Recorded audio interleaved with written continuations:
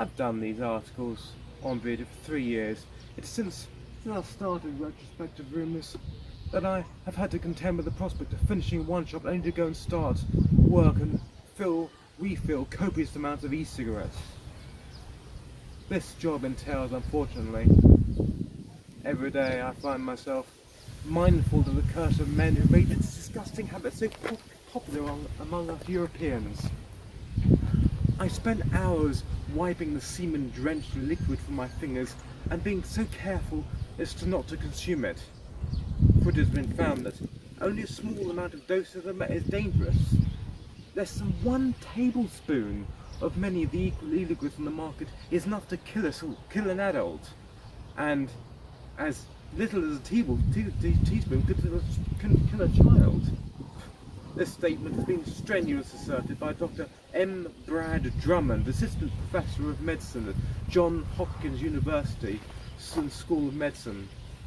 He also asserts that some e-cigarettes get so hot that they can produce a handful of carcinogens found in cigarettes at similar levels. It is, of course, the persistent nicotine in even e-cigarettes that keeps you hooked on the vile substance. But Dr. Drummond states that we still know enough about the long-term. We still don't know about the long-term risks and the effects of second-hand exposure. There is a strong case to hate Sir Walter Raleigh, the man who made tobacco to our shores in 1578. I'm not sure, however. Perhaps it might be proven to look more closely at such effects that have been produced in our society in a more general way and examine the addictive nature of these outcomes. What are the outcomes? It's fair to say that Virginia tobacco and Raleigh changed the very way we consume the addictive substances in England and our colonies quite substantially forever. Somebody tell me, have I just wasted a lifetime? Show me some hope, God, it's so cold. Throw me a lifeline. It's so cold, throw me a lifeline. It was in 1595 that an anti-shoot wrote a pamphlet on the medical benefits of addictive substances and tobacco particularly. In the competitive market of the tobacco industry today, particularly the new e-cigarette market, British American Tobacco, BAT, has created a new role of Chief Operating Officer as it shakes up its corporate structure to bring its increasingly popular e-cigarette into the main business. They boast outstanding growth, and Jack Bowles, Regional Director of Asia Pacific, will be the new Chief Operating Officer of BAT International Business, excluding the US from the 1st of October. In addition, the firm has reconstructed its regional roles and shifted its employees accordingly. She was the queen of distractions, it can be argued, to Elizabeth I, and that is because of her injection of tobacco into the silk trade routes in the mid part of her reign that the addictive substance arrived in the Ottoman Empire in the late 16th century. The Japanese started it in 1542, promoted it as health benefits, just like the British counterparts. However, the new habit was not well received everywhere. King James of Scotland refused the enthusiastic laudability of the substance in question particularly. As a result, so much tariffs were imposed upon it from this point onwards. This did not stop the modern catastrophe though. When e-cigarettes were the instrument causing the recent disaster in London's European tube station, it was a burning bag containing a vapor cigarette packet that caused the entire evacuation of the station in August 2017. The security alert was instigated as a result of this, and the Metropolitan Police issued a statement saying, "We are investigating, but it appears to have been a small contained explosion which is believed to have been caused by an electrical item. No one has been injured. The station is currently evacuated while the officers and search dogs check that the area is safe. The good thing is that the occasional e-cigarette smokers are very low in danger, a study has found.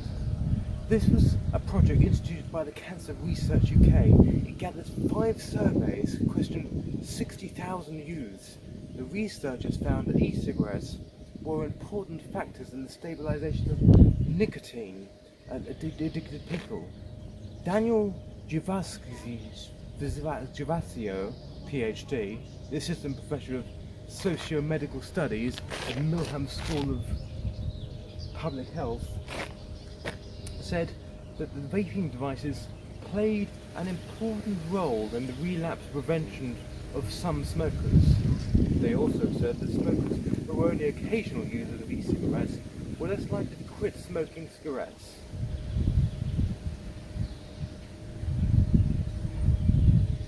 However, to look at the addictive substances of vaping, it might also be necessary to briefly examine other habits, perhaps alcohol, for example.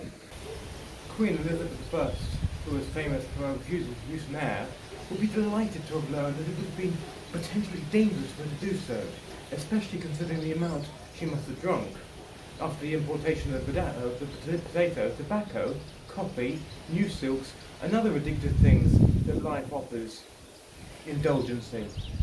It is a sobering thought to consider that British mums-to-be are among the most likely in the world to drink during pregnancy, potentially harming the next generation. A study concluded by Canadian Institute of Mental Health Policy and Research found that more times children in the UK suffer from alcohol-related birth defects than the global average. The proportion of children with fetal alcohol spectrum disorder, FASD, Britain came the 7th of 195 countries and 6th in Europe. Dr. Svetlana Popova of the Institute declared that the finding should be seriously seen as a public health priority. While you can bring 16 litres of beer into the UK whilst on the plane, just look at these figures, they're slightly disturbing. They're only the tip of the addictive iceberg. Caffeine has long been declared bad for us, given its intoxicating effect, although these effects have now been merely a placebos of a simpler explanation. Thus, the study also proves that drinking coffee provides a placebo effect, whereby drinking it gives us the same jump in energy, whether it contains caffeine or not. The relation between our taste buds and our sense of alertness comes from the chemical in our brains known as adenosine, which allows us to calm our nerves and drift off to sleep at night. This suggests that drinking of a few 4 cups of coffee a day can be part of a healthy diet in healthy people, cardiologist Adine Navarro concluded. Caffeine blocks the receptors in our brain that dopamine binds to, and therefore makes us feel like we're more alert, even if we aren't. The effect doesn't last long, nor does the impact it has on our taste buds, leading us to our next decadent indulgence of addiction, sweetmeats. Originating from the Greeks, cakes is an essential today for everyday living and getting through the day. Also, we're in the 21st century.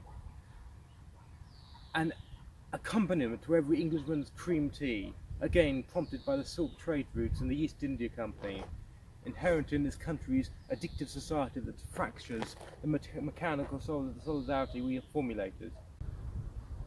Today, though, our main concern is that of stabilising or promulgating addictions. We have moved further away or closer to their annihilation, depending on your perspective. Looking again at the issue of the e-cigarette, it is evident that the e-cigarette experimentation among young people doesn't turn into regular use, according to a new study. The study that was carried out by University of Cardiff coincides with the NHS recent decision that e-cigarettes are now recommended as a tobacco cessation. Largely thanks to this, the UK is a country with one of the lowest cigarette consumption rates per capita in Europe. Is this a fantastic news? Or does it prompt the public to relieve their addictive yearnings elsewhere in the caffeine area and food sector? It's becoming increasingly more difficult to ignore the widespread damage that the cigarettes cause to society on the planet. Electronic cigarettes are becoming the most popular solution within the UK to prevent and reduce these harmful effects. Even the sticky bum market is taken into account as a palliative to giving up smoking to some degree.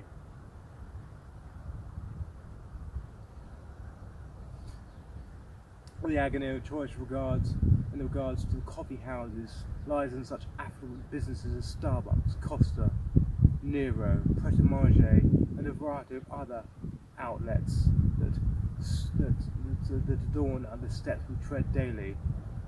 That's not counting independent ventures.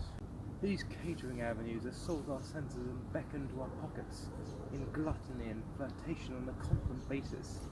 It's not as though the retailing of caffeine-based products is a new concept either.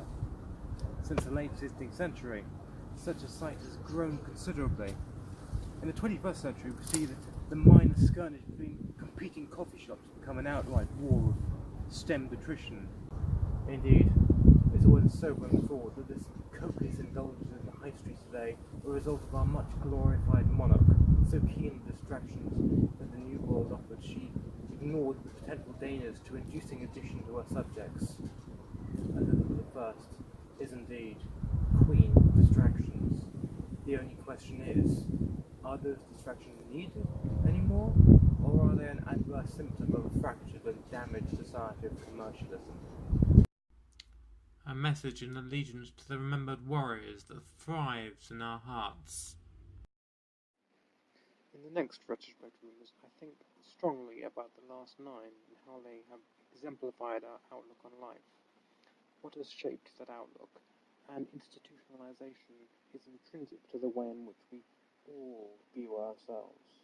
We are all kings of our own world, nonetheless. In recognizing this, I look at the literary and arts by comparison and how they compare to the legends and kings of yesteryear in particular. Since I started Retrospective Rumours, I have had to contend with the prospect that it has been found that, oh, for fuck's sake. You know, you are a sweet soul, aren't you? I'm actually amazing. Yeah, and I'm hungry right now because I haven't had breakfast. So I'm gonna have an apple. You're going all over the place with this, aren't I? Let's go, darling. We're going now, okay. OB4 it is. Oh, soup. Oh no, Yes, you can very say again. Sorry. Don't you worry about it. Nothing so clear there now. You can Faith, you're just snapping at everything you see. Who's the photographer here? Now, here we have your life in here. Yeah. Yes, I mean, look at this. Okay, so very nice. And now we're going to some ruined place. If we see a lion coming out of the bushes, attacking Perry, You like talking crap, go Faith. home now. She likes And talking then crap. Simba will be like, oh, I'm sorry, Dad.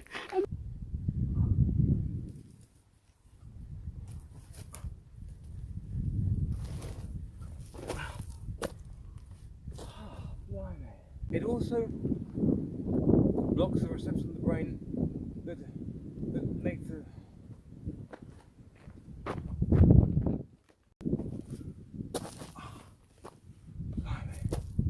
caffeine and the effects. Oh fuck!